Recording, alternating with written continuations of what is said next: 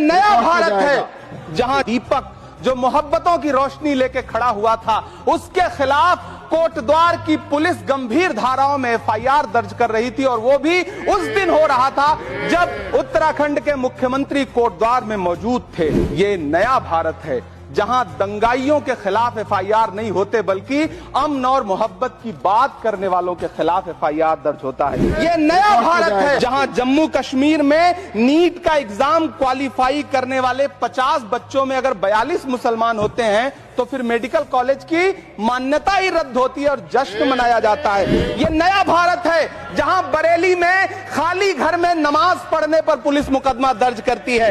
ये नया भारत है जहां क्रिसमस की तैयारी करते हुए ईसाइयों पर सरकार मुकदमा दर्ज करती है। नेहरू का नाम आइंस्टीन के साथ लिया जाता था और आपका नाम एप्स्टीन के साथ लिया जाता है। हम करें बात दलीलों से तो रद्द होती है, उनके होठों की खामोशी भी सनद होती है।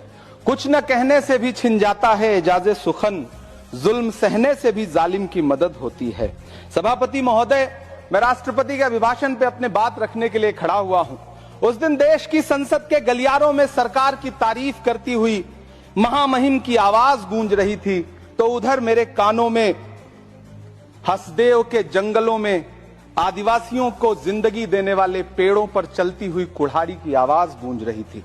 सभापति महोदय, इस तरफ महामहिम के भाषण पर प्रधानमंत्री जी संसद की मेज थपथपा रहे थे, और उधर उत्तराखंड की अभागी बिटिया अंकिता भंडारी के इंसाफ की आवाजें मध्यम पड़ती जा रही थीं, जो आज भी पूछ रही हैं कि आखिर वो वीआईपी कौन था जिसके लिए अंकिता भंडारी को मार दिया गया। सभापति महोदय, इधर महामहिम सामाजिक न्याय की बात कर रही थीं, और उधर उत्तराखंड के कोटद्वार में नफरती लोगों के खिलाफ एक बुजुर्ग को बचाने के लिए खड़ा हुआ दीपक, जो मोहब्बतों की रोशनी लेके खड़ा हुआ था, उसके खिलाफ कोटद्वार की पुलिस गंभीर धाराओं में एफआईआर दर्ज कर रही थी, और वो भी उस दिन हो रहा था जब उत्तराखंड के मुख्यमंत्री कोटद्वार में मौजूद थे।